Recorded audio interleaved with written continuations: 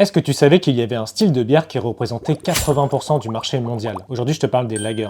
Les lagers trouvent leur origine au XVe siècle en Allemagne et plus précisément dans la région de Bavière. À cette époque, les brasseurs bavarois ont eu une idée ingénieuse. Entreposer leurs bières dans les grottes fraîches des Alpes pour mieux les conserver.